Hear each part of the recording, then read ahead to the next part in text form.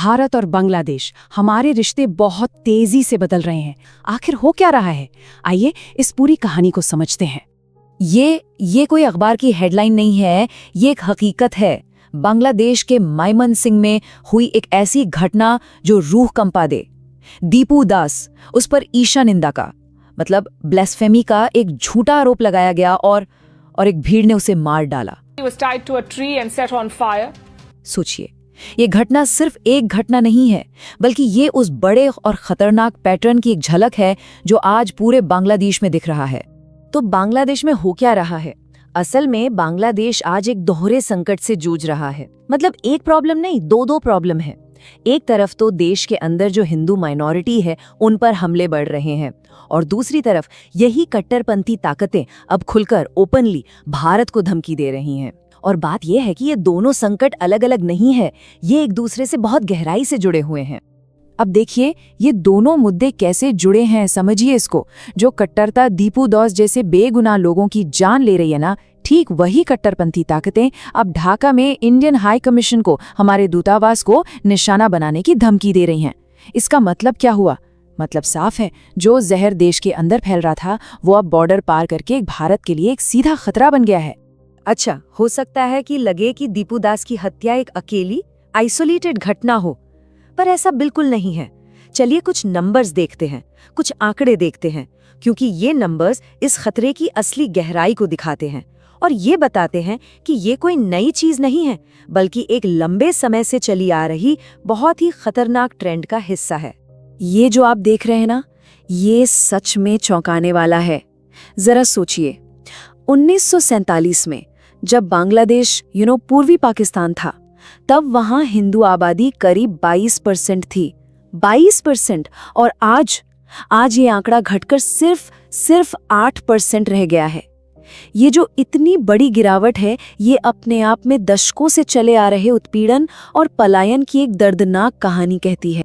और अगर आपको लग रहा है कि ये पुरानी बात है, तो नहीं, हाल के दिनों में तो यह हिंसा और भी तेज हो गई है। अगस्त 2024 में जैसे ही शेख हसीना सरकार गई, उसके बाद सिर्फ 16 दिनों के अंदर 16 डेज हिंदुओं पर 2000 से ज्यादा हमले हुए। 2000 से ज्यादा। ये साफ साफ दिखाता है कि जैसे ही पॉलिटिकल वैक्यूम बनता है, कट्टरपंथी ताकतें उसका फायदा कैसे उठाती हैं। तो सवाल ये है कि इस हिंसा को भड़काया कैसे जाता है। इसका सबसे आसान हथियार है ईशनिंदा का एक झूठा आरोप। बस एक झूठा इल्जाम लगा दो। इसके लिए किसी सबूत की, किसी प्रूफ की कोई जरूरत नहीं होती। बस सोशल मीडिया पर एक अफवाह फैला दो और काम हो गया। और फिर भीड़ खुद ही जज बन जाती है, खुद ही जल्लाद और सजा सुना देती है, बिल्कुल वैसे ही जैसा दीपू दास के साथ हुआ। लेकिन अब ये नफरत सिर्फ बांग्लादेश के हिंदुओं तक ही सीमित नहीं है। अब बात उससे बहुत आगे बढ़ चुकी है।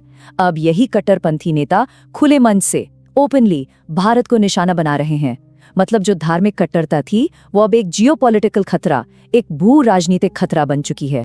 जरा ये बयान सुनिए, नेशनल सिटीजन पार्टी के नेता हसरत अब्दुल्ला क्या कह रहे हैं। वो कह रहे हैं कि हम अलगाववादियों को शरण देंगे और 7 सिस्टर्स को भारत से अलग कर देंगे। ये भारत की सॉवरेनिटी पर, हमारी संप्रभुता पर एक सीधा हमला है। ये कोई मजाक नहीं है। वो खुलेआम भारत के नॉर्थ ईस्ट में आतंकवादियों को पनाह देने और उसे भारत से तोड़ने की धमकी दे रहे हैं। और ये मत सोचिए कि ये सिर्फ नेताओं की बयानबाजी है। नहीं, जमीन पर भी यही हो रहा है। इंडियन हाई कमीशन की तरफ जो भीड़ बढ़ रही थी, उसका लीडर रशीद प्रधान, उसने ये सीधी धमकी दी। कहा कि ये एक चेतावनी है, अगली बार हम ढाका में भारतीय उच्चायुक्त के ऑफिस में घुस जाएंगे। ये दिखाता है कि इन कट्टरपंथियों का दुस्साहस कितना बढ़ गया है और हमारे डिप्लोमैट्स कितने बड़े खतरे में हैं। तो जाहिर है ये पूरी सिचुएशन नई दिल्ली के लिए एक बहुत बड़े एक रेड अलर्ट की तरह है। तो भारत के लिए असली खतरे क्या क्या हैं? देखिए, खतरा एक नहीं, कई हैं। पहला, नॉर्थ ईस्ट में आतंकवाद के फिर से सिर उठाने का डर। दूसरा, बड़े पैमाने पर घुसपैठ और उससे डेमोग्राफी बदलने का खतरा। तीसरा, हमारा वो बेहद sensitive chicken neck corridor, Siliguri corridor, उस पर सीधा खतरा। और शायद सबसे खतरनाक है सीमा पर एक जिहादी कॉरिडोर बनने का डर।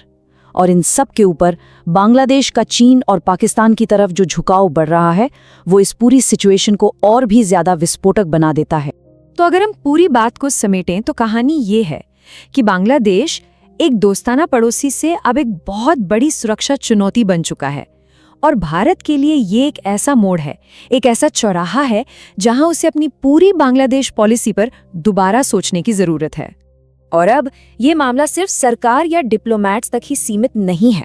अब भारत में आम लोगों के बीच, हम सब के बीच इस पर एक जबरदस्त बहस छिड़ गई है। और ये बहस सिर्फ पॉलिटिक्स तक नहीं है, ये खेल और कल्चर तक हर जगह पहुंच गई है। और इसी बहस से एक बहुत बड़ा सवाल निकल कर आ रहा है, एक ऐसा सवाल जो अब हर कोई पूछ रहा है। सवाल ये है कि जब एक पड़ोसी देश में भारत के खिलाफ नफरत इस हद तक बढ़ जाए, जब हमारे डिप्लोमैट्स को खुलेआम धमकी दी जाए, तो क्या उस देश के क्रिकेटर्स को भारत की सबसे बड़ी T20 लीग IPL में खेलने की इजाजत होनी चाहिए? ये सवाल सिर्फ खेल का नहीं है, ये सवाल भारत और बांग्लादेश के आने वाले भविष्य के बारे में सोचने पर मजबूर करता है।